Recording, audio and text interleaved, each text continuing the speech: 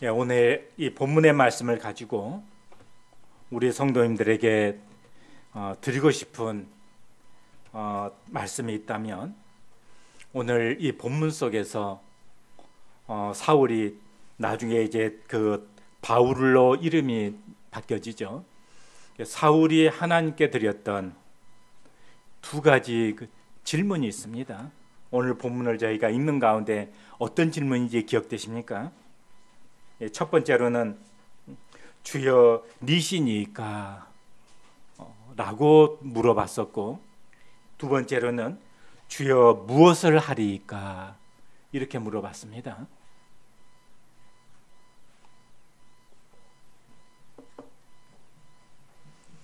주여 니시니까 라고 하는 것이 먼저이고, 주여 무엇을 하리이까 라고 하는 이 질문이 나중의 질문입니다. 저 개인적인 간증이기도 하고, 또 우리 성도님들도 동일한 간증을 할 수 있으리라고 생각을 합니다. 구원 받고서 주님을 섬겨가면서 저는 똑같은 질문은 아니지만 이런 질문을 종종 합니다. 주님은 나에게 어떤 분이신가? 그리고 두 번째로, 나는 어떻게 살아야 되지? 무엇 하면서 살아야 되지? 내가 뭘 해야 되지? 지금 내가 뭐 하고 있지? 하는 질문을 종종 가져봅니다. 두 번째 질문은 내 자신에게 하는 질문이기도 하고, 때때로 하나님 앞에서 주님, 제가 무엇 하고 살아야 됩니까? 하는 질문을 가져봅니다. 저는 우리 성도님들도 살아가면서 동일하게 이 두 가지 질문을 주님 앞에 드리면서 살아갈 수 있게 되기를 바라는 마음이 있습니다. 이 질문은 바울이 어떻게 내가 예수 그리스도를 믿게 되어졌었고, 지금 내 삶 가운데 왜 내가 지금 이런 삶을 살게 되었는지에 대해서 간증하는 가운데 나온 그와 같은 질문입니다. 혹시 우리 성도님들요, 구원 간증, 누군가에게 구원 간증을 해본 적 있습니까? 침례 받을 때 나눈 간증 말고요. 혹은 살아가면서 하나님은 내 삶의 이런 분이야 하면서 간증하면서 살아갑니까? 여기 젊은 사람들은 라떼 좋아하지 않고 저는 라떼 좋아합니다. 그래서 커피집에 가면은 뭐 드시겠어요? 그러면 저는 라떼 그렇게 얘기를 합니다.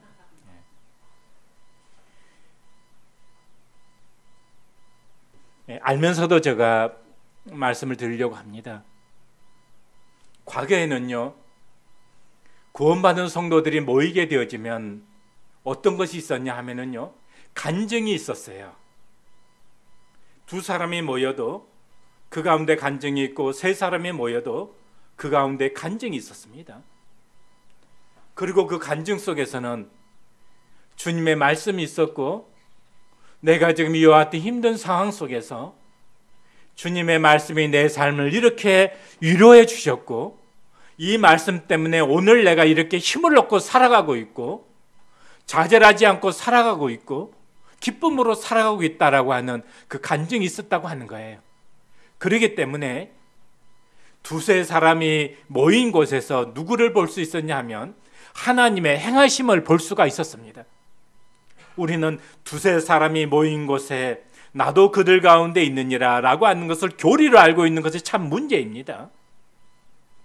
두세 사람이 모인 곳에 주님이 함께하고 있는 것이 교리가 아니고요, 그것이 간증을 통해서 실제로 그 영광 가운데 나타나는 것이 그게 말씀이잖아요. 그런데 오늘날에 성도들이 두세 사람이 모이게 되어지면 그 가운데 주님에 대한 간증이 있나요? 간증이 있게 되어지면 거기에서 주님이 보이게 됩니다. 주님이 보이게 되면 힘이 있고 위로가 있고 격려가 있고 기쁨이 있고 소망이 있게 되어집니다. 그런데 주님이 보이지 않게 되어지면 그냥 사람의 이야기가 되어지고 사람의 주장이 되어지고 그냥 교리가 되어집니다. 거기에는 주님이 나타나지 않은 그와 같은 모임 속에서는요, 그냥 특별한 힘이 없습니다. 주님이 나타나게 되어지면은 두 가지 반응이 나오게 되어지는데요. 하나는 주님의 빛 가운데로 나오는 사람들이 있고, 또 하나는 거기에 그냥 반대하는 사람들이 있어서 핍박이 있게 되어집니다. 사도행전이 그렇잖아요. 주님이 드러나게 되면 믿는 사람들이 있고 핍박하는 사람들이 있는 거예요. 아니다라고.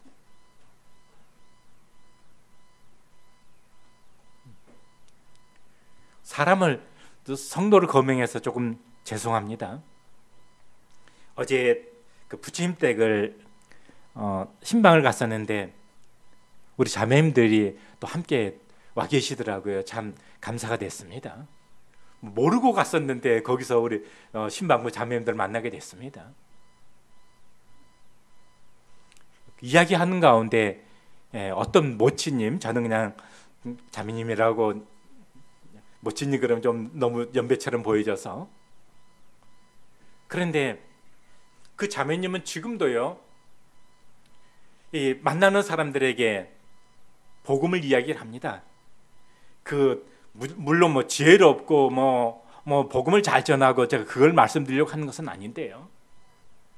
아무튼 천주교에 다니는 분이 있으면 거기에는 구원이 없어.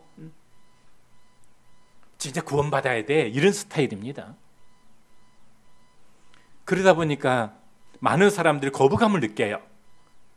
왜냐하면 처음부터 그냥 거기는 구원이 없어. 교회 다녀봐도 소용도 없어. 거기 구원도 못 받고 교회 다니면 무슨 소용이 있어. 이런 스타일이니까. 그게 물론 아주 지혜로운 전도 방법이라고 제가 그렇게 강조하는 것은 아니에요. 그런데 그 자매님의 중심에 뭐가 있냐면요, 구원의 기쁨이 있고 나를 구원해 주신 그 주님에 대한 실제적인 그 간증이 있는 거예요. 그렇게 되다 보니까 많은 사람들이 그런 스타일에 대해서 반감을 가진 분들도 있지만, 또 한편으로는요, 그렇게 해서 연결되어져서 구원받은 분들도 많이 있다고 하는 거예요. 예전에 그 자매님이 살던 아래층에 살던 세댁네가 구원받았고, 또 위층에 살던 또 가정이 구원받았고, 그래서 모임으로 더해지기도 했었고, 언니 부부가 구원받았고, 또 언니가 구원받고, 또 그 시댁에 복음을 안전한 그런 그 가정이 없어요. 제가 알기로 그런 친척이 없습니다. 아무튼 부딪혀서 이야기를 합니다. 왜 그랬느냐 하면은요, 본인이 구원받은 그 간증이 분명히 있기 때문에. 지지난주 교회 가운데 그 구원 간증을 들을 수 있었죠. 참 감사한 일입니다. 구원 간증을 들을 수 있다는 것은 너무나 감사한 거예요. 제가 어렸을 때부터 교회 생활을 해왔었는데, 고등학교 2학년 때 제가 기숙사 생활하는 고등학교를 다녔습니다. 기독학생회 부회장 되는 1년 선배를 통해서 구원에 대해서 질문을 받았습니다. 근데 그때 제가 구원 간증을 할 수가 없었어요. 오랫동안 교회 생활을 해왔었는데도 불구하고. 그리고 이제 군대를 입대하게 됐습니다. 거기에서 구원받은 형제들을 만났습니다. 저는 그때 신학과정을 통신으로 하고 있었어요. 끝나고 나면 나중에 신학 본과에 편입하는 과정입니다. 그런데요, 성경적인 지식이 저보다 그분들이 탁월한 분들이 아니었습니다. 그런데 그분들하고 제가 차이가 있는 것은요, 그분들은 구원 간증을 할 수가 있었고 저는 구원 간증을 할 수가 없었어요.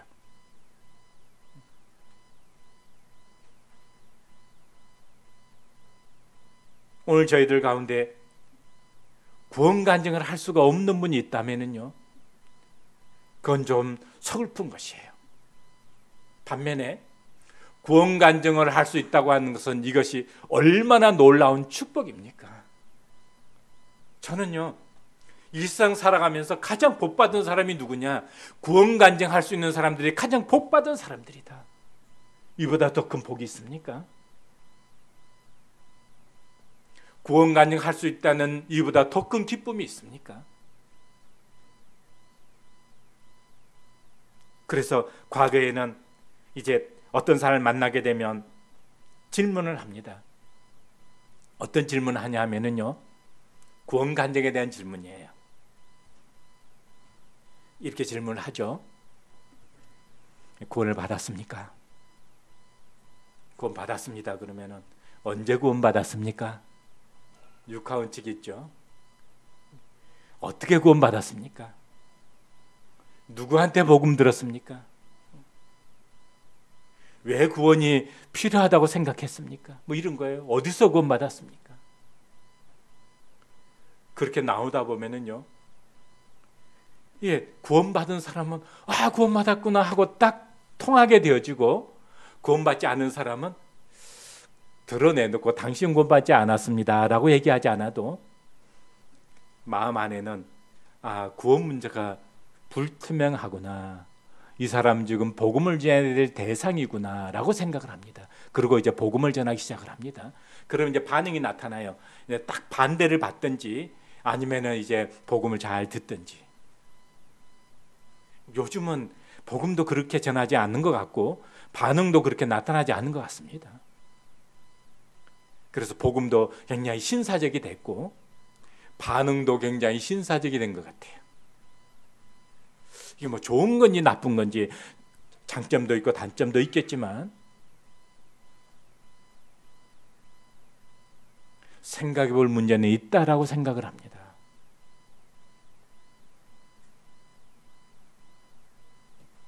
지금 이 사도행전 22장은요, 어떤 정황 속에서 되어지고 있는 거냐 하면은요, 지금 자기를 죽이려고 했던 유대인 그 군중들을 대상으로 바울이 지금 이 간증을 하고 있는 것이에요. 이 간증을 안 해도 되는데 그 앞에 장을 보게 되어지면요,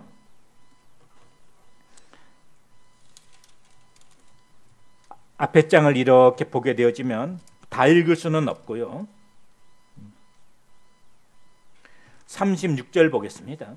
이는 백성의 무리가 그를 없이 하자고 외치며 따라가미르라. 그러니까 지금 바울을 죽이려고 했던 거예요. 그런데 이제 그 천부장이 그런 상황 속에서 바울을 이제 건져냈습니다. 그러니까 지금 바울은 그런 상황 속에서 그냥 피하여 가도 되는데 이제 그렇게 한 것이 아니고 천부장에게 허락을 구합니다. 40절 보시게 되면, 그리고 지금 자기를 죽이려고 했던 그 무리들을 향해서 내가 어떻게 예수님을 만나게 됐는지, 그리고 그 후에 내가 이와 같은 삶을 살게 된 그 동기가 무엇인지에 대해서 자기를 지금 죽이려고 했던 그 무리들 앞에서 지금 복음을 지금 증거하려고 기회를 요청을 한 거예요. 그런데 다른 방법으로 하지 않고 내가 어떻게 예수님을 만났는지, 그리고 왜 내가 이와 같은 삶을 살아가고 있는지에 대해서 지금 간증하고 있는 것입니다. 우리가 누군가에게 복음 전할 때요, 논리를 가지고 복음을 전하려고 하면 반대를 받습니다. 그리고 논리 싸움이 되어져요. 경험해 보셨습니까? 그러면 우리가 강하게 주장하면 독선적이라는 평가를 받습니다. 야, 그건 네 주장이지. 그건 네 고집이지. 교회 다니는 사람들은 뭐 자기 고집만 하는 것 같아. 그럼 다른 종교 가진 사람하고 변론하게 되면 야, 그건 네 주장이고 나는 이건 믿어. 이렇게 되는 거잖아요. 그러면요, 어떻게 할 수 있습니까? 내가 만난 주님은 어떤 분이신지, 그리고 내 삶 속에 그분은 어떤 분이신지,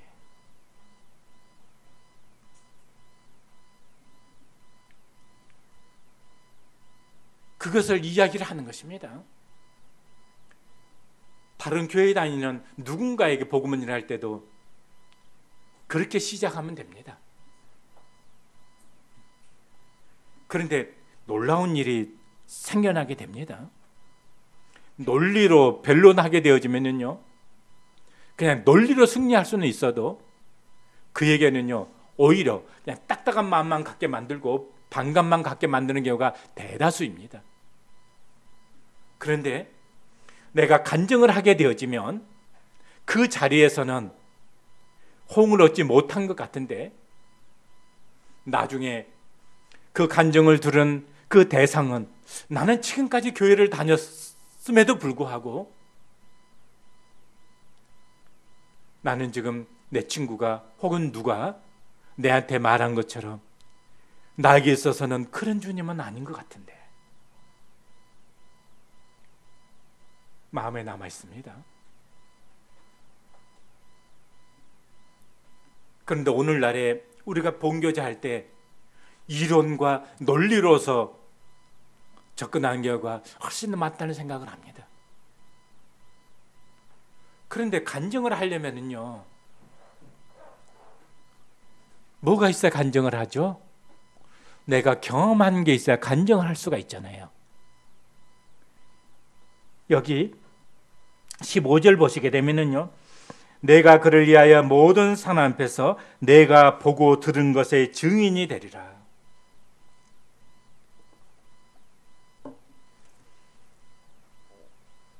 여기 디켄의 예전에 북부 지방 법원이었어요. 예배당을 이쪽으로 이사한 후에 법원은 어떻게 재판을 하나 해가지고 재판하는 데를 형사법정, 민사법정, 단독법정, 합의법정 제가 다 참석을 해봤습니다. 어떻게 재판하나 싶어가지고. 왜냐하면 성경에 재판하는 거 많이 나오니까 기대했던 것보다 훨씬 싱겁더라고요. 뭐 단독 재판하는데 판사가 앉아가지고 저는 드라마에 보게 되면 막 변호사, 검사 해가지고 막 그렇게 하는 줄 알았는데 그렇게 안 하더라고요. 실제로 재판하는데 참석해 보니까 뭐 소리 뒤척뒤척 하더니 몇 월 며칠 날 뭐 이렇게 하면서 그때 오라고 그냥 몇 마디 하고 그냥 보내고 그렇게 하더라. 대부분 그렇게 하더라고요. 근데 진짜 그 포승줄에 묶여가지고 이렇게 줄줄줄줄 와서 합의 그 형사법정 하는데 그때 조금 인상 깊게 남는 것이 있었어요. 거기는 진짜 그 변호사가 정말 답답하니까 그냥 TV 법정에서 하는 것처럼 증인 말씀해 주십시오. 이렇게 하는 것을 이렇게 듣고서 인상 깊게 남아 있는데, 그런데 증인은 누가 증인이죠? 어떤 사람이 증인될 수 있습니까? 그 일에 대해서 본 사람, 그 일에 대해서 들은 사람, 이게 증인이에요. 그럼 우리가 그리스도의 복음의 증인이 될 수 있는 사람, 그리스도의 증인이 될 수 있는 사람은 어떤 사람이 증인이 되는 거죠? 그분을 본 사람, 그분에 대해서 들은 사람, 이 사람이 증인되는 거잖아요. 어떤 사람이 확실하게 증인이 될 수 있겠습니까? 내 누구한테 서너 단계를 거쳐가지고 그런다더라 하는 것하고 그냥 내가 봤어요. 내가 들었어요. 어떤 사람이 더 확신 있게 증거할 수 있겠습니까? 본 사람이, 들은 사람이. 그러면요, 우리가 누군가와 교제하면서 누군가에게 복음을 전하면서 우리는 그냥 설득이라기보다는 어떤 면에서는요, 증거하는 거예요. 그냥 우리는 증인인 거예요. 상대가 믿거나 말거나. 증인 내는데 막 논리적으로 막 지혜롭게 이거 너무 고민하지 않아도 돼요. 그냥 내가 경험한 거, 내가 본 거, 내가 느낀 거, 깨달은 거 이야기해 주는 것입니다.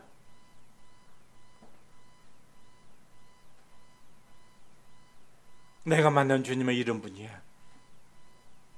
나는 말씀에서 이렇게 깨달았어.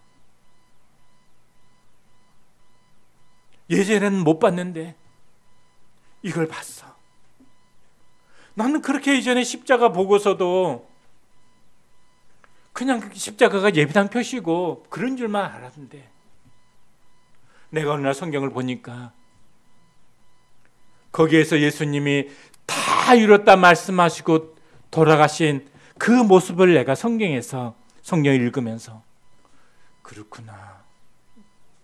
십자가는 그냥 예배당 표시가 아니고 나의 모든 죄값이 거기에서 다 지불되어진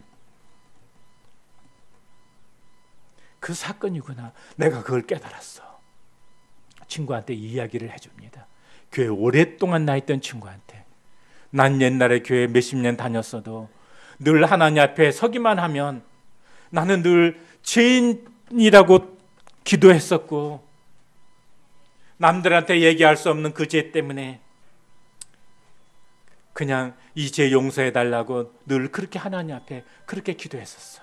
그냥 하나님 앞에 기도하기만 하면 나는 그냥 의뢰에 나오는 얘기가 하나님 이 죄인 그랬었는데 어느 날 십자가를 바르게 보고 난 다음에 내 기도가 바뀌었어. 어떻게 바뀌었냐 하면 이제는 더 이상 내가 죄인이라고 기도하지 않고 내 죄가 다 사해진 것에 대해서 감사합니다. 이렇게 내 기도가 바뀌었어요.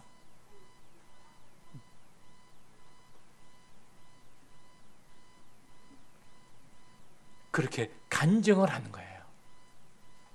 그렇게 간증할 수 있는 성도는요, 그렇게 간증할 수 있는 사람은 행복한 사람입니다.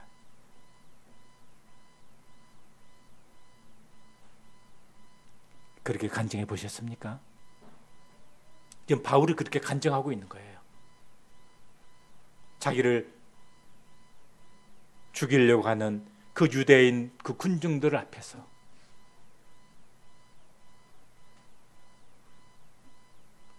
그래서 묵동교회는요, 구원받았다고 하면은 우리 장로 형제님들이 간증을 듣습니다.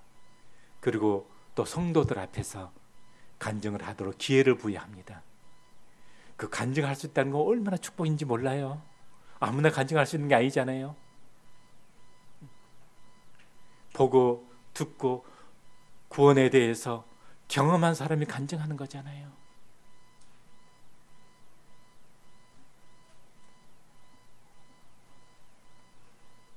오늘 구원 간증을 어떻게 해야 되냐 거기에 대해서 말씀드리려고 하는 것은 아닙니다.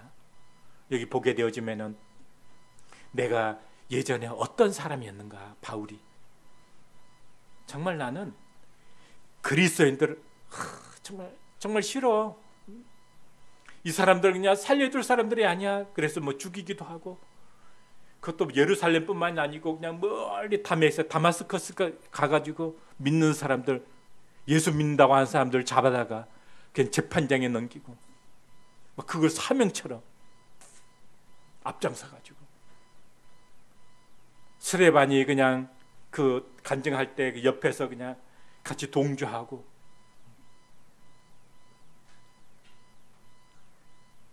그래서 주님을 믿기 전에, 예수님을 만나기 전에 내가 이런 사람이었다. 그 다음에 어떻게 내가 예수님을 만나게 됐는지, 그리고 그 다음에요, 예수님을 만난 다음에 이제 내가 어떻게 살아야 될지, 무엇을 해야 되는지, 주님이 나에게 무엇을 위해 살 것인지에 대해서 말씀해 주셔서 그렇게 살고 있다는 것을 말하고 있는 거잖아요. 간증은 그런 거예요.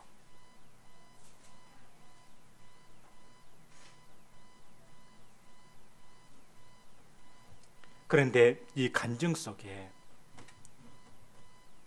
사울이 하나님께 물었던 두 가지 질문이 나와요. 첫 번째가 뭐라 그랬죠?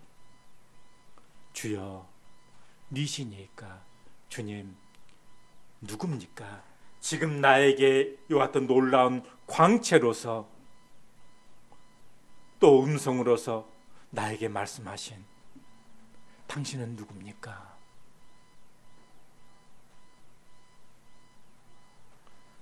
내가 만난 주님이 어떤 분이시죠? 그래서 무엇을 해야 되는지 이거보다 더 앞서서요. 우리가 질문해야 될 것이 있어요. 나에게 있어서 주님은 어떤 분이십니까?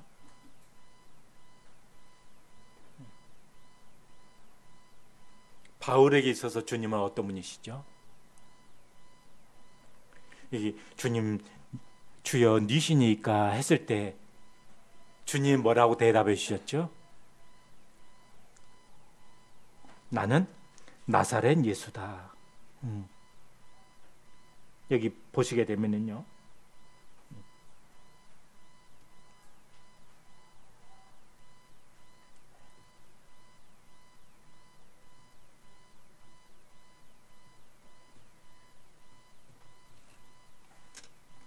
팔절 보시겠습니다. 내가 대답하되 주님 누구시니까 하니 이르시되 나는 내가 박해하는 나사렛 예수라 하시더라. 나는 내가 박해하는 나사렛 예수다. 이게 무슨 뜻이냐면요. 내가 정말 그렇게 거부하고 싫어하고 무시하고 이를 갈고 믿고 싶어 하지 않고 그랬던 예수라는 거예요. 당시에는 예수라는 이름을 가진 사람들이 흔했다고 합니다. 그런데 나사렛 예수라고 하는 것은요, 다른 예수라는 이름을 가지고 있는 다른 이름하고는 구분되어진, 지금 네가 그렇게 싫어하고 네가 그렇게 무시하고 네가 그렇게 외면하고 내가 그렇게 믿고 싶어 하지 않았고 그랬던 그 예수라는 거예요. 우리가 예전에 어떤 사람들이었습니까? 정말 예수님 그렇게 좋아했습니까? 간절히 이렇게 추구했습니까? 정말 그분의 뜻대로 살았습니까? 뭐 교회 다닌다고 하면서 십자가에서 다 이루어 놓으신 그 일은 외면하고 뭔가 나를 잘 보이기 위해서 나의 의의를 내세우기 위해서 교회 다니면서도 그랬지 않았습니까? 또 어떤 분들은 정말 예수 믿으라고 하면 예수가 밥 먹여주냐 하면서 막 반대하고 그랬지 않았습니까? 복음 전하려고 하면은 그냥 외면하고. 사실 누가 아쉬운데요? 근데 우리가 그런 자들이었지 않습니까? 내가 나사렛 예수다라고 할 때 지금 그런 이야기입니다. 근데 여기 하나 더 들어간 것이 있어요.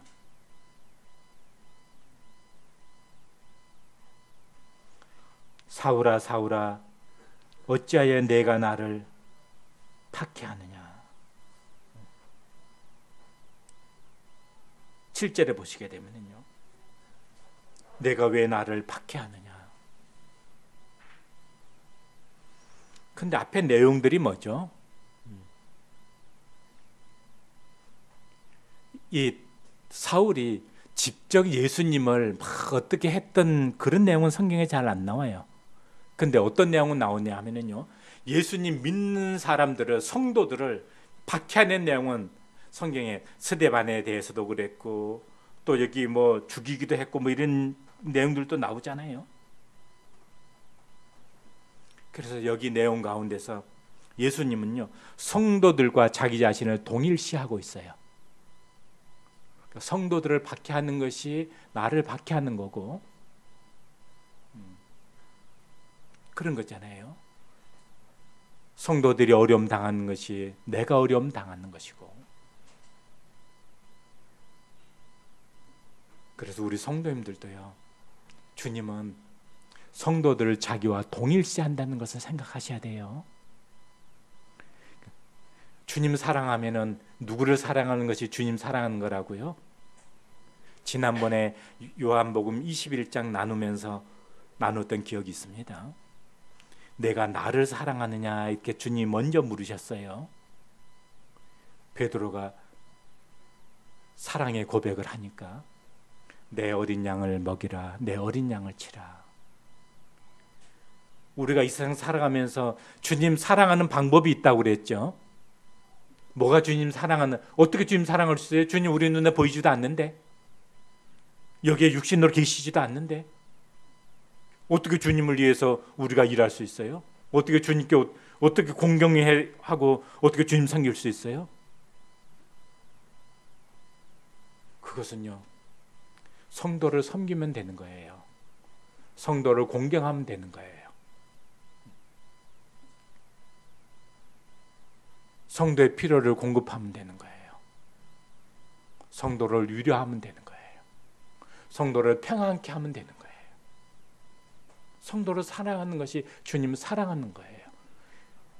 그 다음에 주님을 어떻게 우리가 무시하고 박해할 수 있습니까? 여기서 주님 사랑하지 않고 주님 진짜 미워하는 분이 있다면요, 제가 주님께 복수하는 방법을 알려드릴게요. 성도들을 미워하세요. 성도들한테 해코지하세요. 성도들 두들겨 패세요. 성도들한테 어떤 것을 빼앗아 가세요. 사기쳐서. 그러면 주님께 복수해드리는 방법입니다. 제가 좋은 것 알려드렸죠. 여기 주님께 복수할 마음 가지고 있는 분 안 계셔서 제가 말씀드리는 겁니다. 다른 데 가서 이 얘기는 하지 마세요.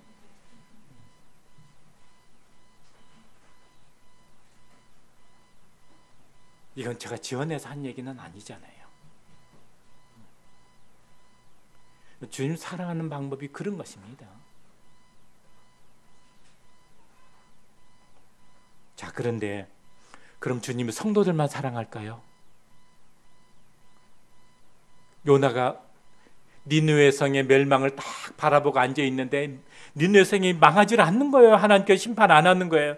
요나가 너무 막 성이 나가지고 하나님 앞에서도 그냥 내한테 그렇게 해놓고서 지금 아무 일도 안 일어나고 있지 않습니까?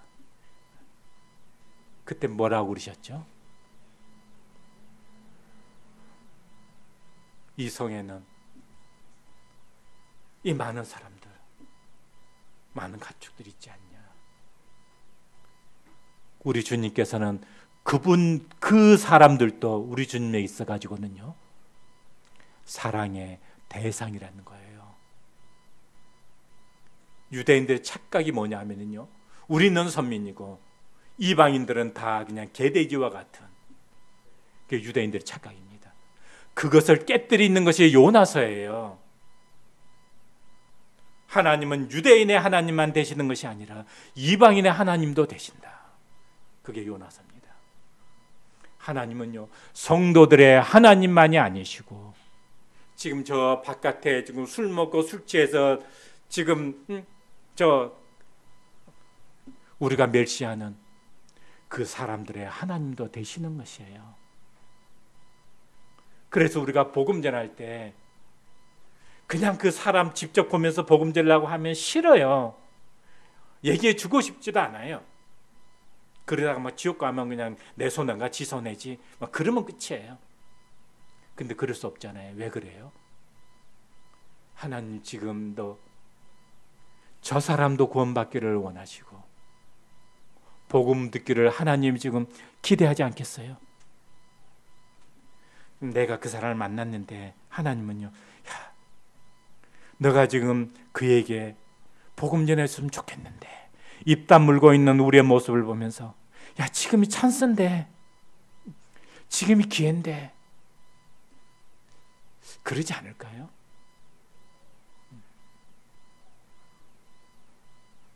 지금 바울은요, 이 군중들이 어떤 군중들이죠? 조금 전까지만 해도 자기를 잡아가지고 지금 이 천부장 없었으면은요, 바울은 여기서 죽었어요. 그런데 그 대상들을 향해서 얘기해주고 싶은 거예요. 내가 만난 주님이 어떤 분이신지에 대해서.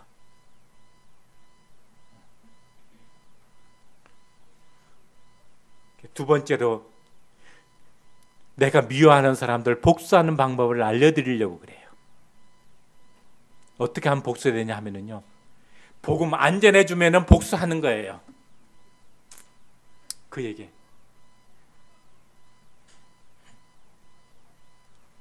나는 구원을 받았는데 내가 암이 걸려가지고 어떤 그 과일을 먹고서 완치를 했어요. 근데 내가 미워하는 사람이 있어요. 암에 나하고 똑같은 암이에요. 복수하는 방법, 어떻게 하면 복수하는 방법일까요?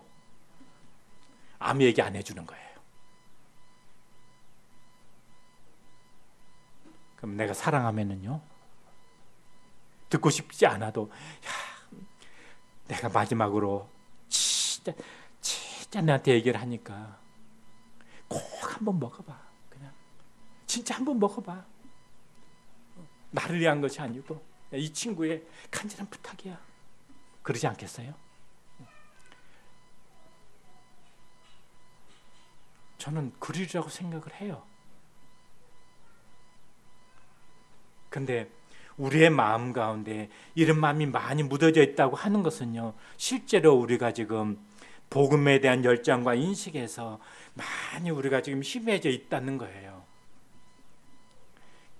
그냥 라떼 한 잔 마시고 싶지 않아요? 예전에 구원받은 성도들을요, 막 부딪혀서 그렇게 했어요. 반대를 받더라도.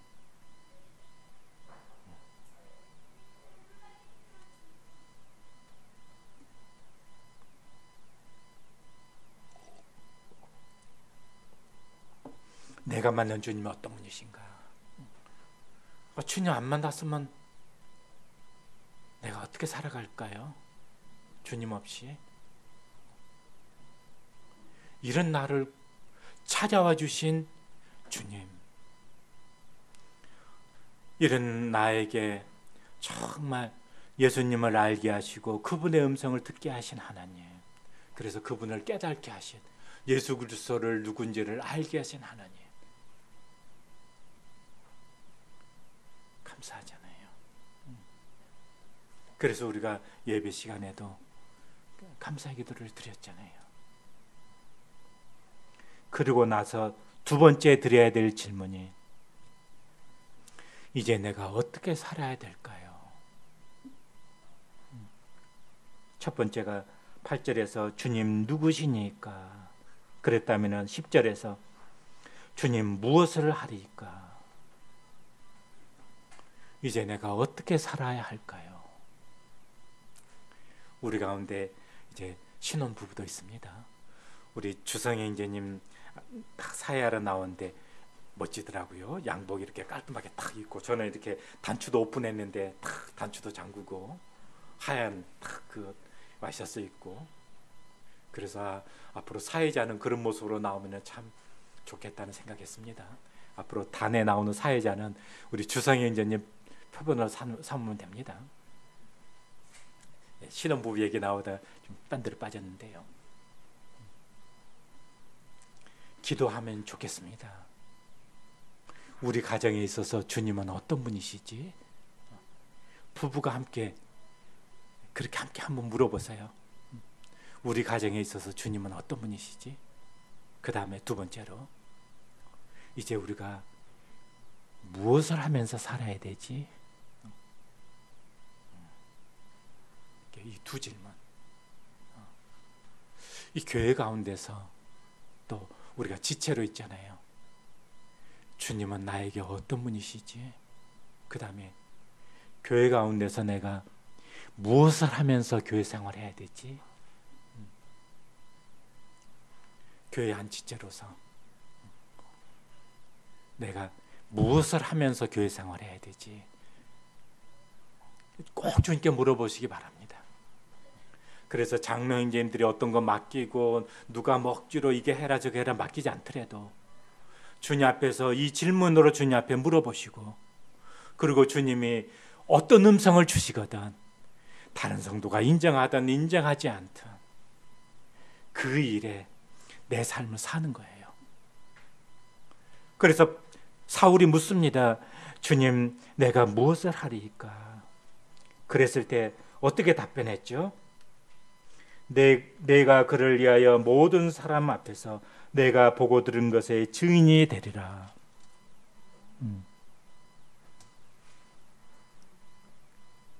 그 다음에 제가 더 읽지는 않았는데요. 17절, 18절, 19절, 20절, 21절 이렇게 눈으로 보시기 바랍니다. 21절만 제가 보겠습니다. 나더러 또 이르되 떠나가라. 내가 너를 멀리 이방인에게로 보내리라 하셨느니라.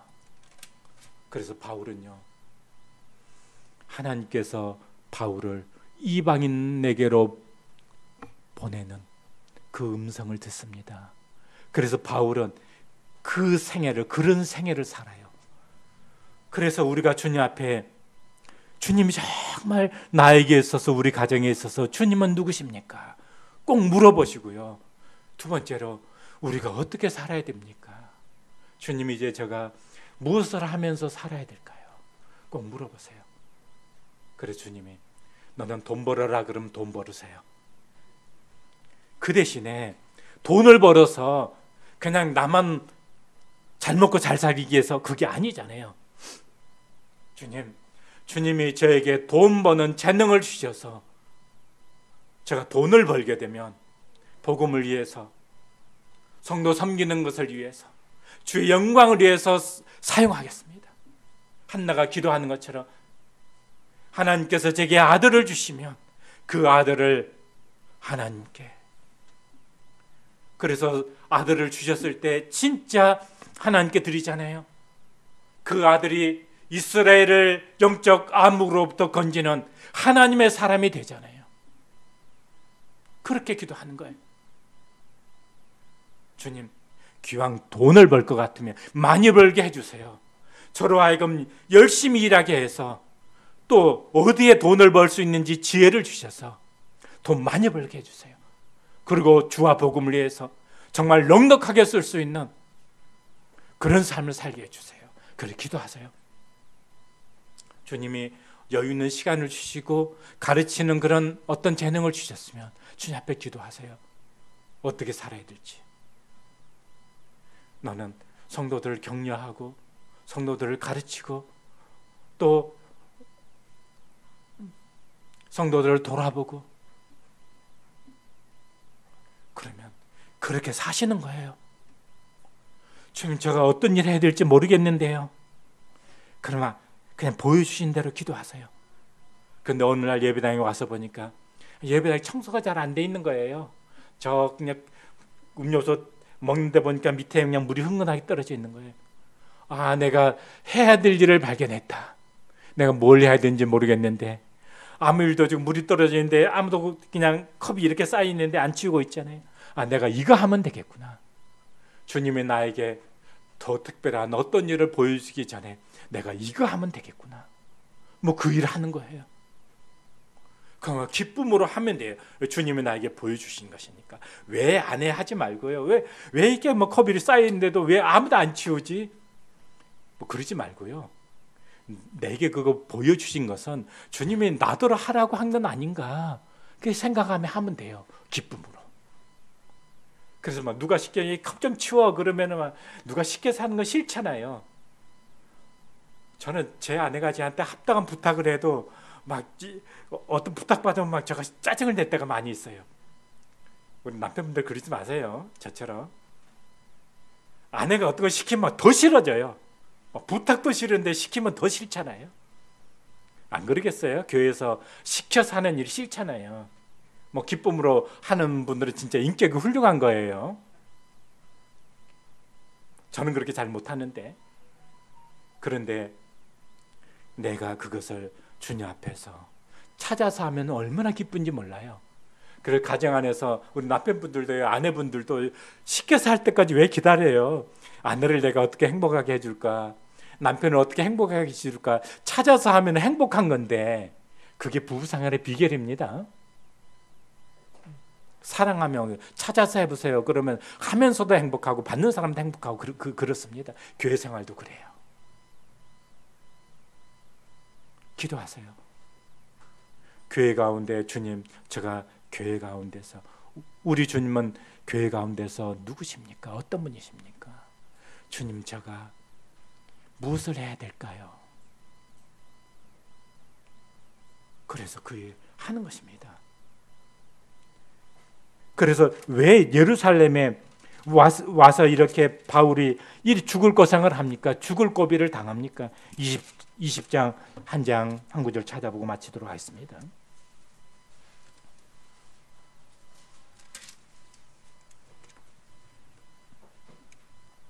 22절, 23절, 24절까지 보겠습니다.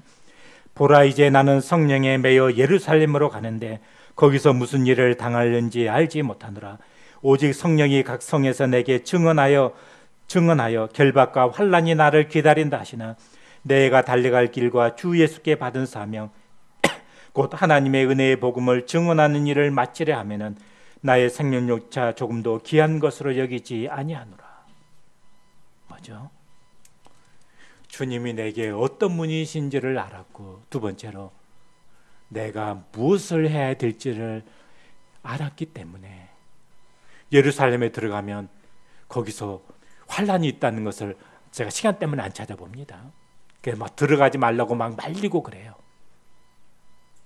거기 가면은 환난과 결박이 기다리고 있다는 거 이미 많은 경로를 통해서 듣고 있었어요. 그런데도요, 바울은 심령의 매임을 받아서 예루살렘을 가는 거예요. 왜 그래요? 복음을 위해서 하나님께서 나를 부르셨는데 그 매임이 있기 때문에, 그래, 가서 내가 비록 죽는 한이 있더라도 그 주님께서 내게 주신 말씀이 있으니까 예루살렘을 가는 거예요. 지금 가가지고 이런 일을 만난 거잖아요. 그 결과로서 복음 전할 기회 얻게 되어지고, 나중에 로마로 압송되어져 가서 로마에서 복음 전할 기회를 얻게 되어지고 그 인생을 살잖아요. 두 가지 질문 꼭 가져보시기 바랍니다. 주님은 나에게 있어서, 우리 가정에 있어서 누구이십니까? 교회에 있어서 누구이십니까? 두 번째로, 제가 어떻게 살아야 될까요? 우리 부부는 어떻게 살아야 될까요? 무엇을 하면서 살아야 될까요? 무엇을 해야 될까요?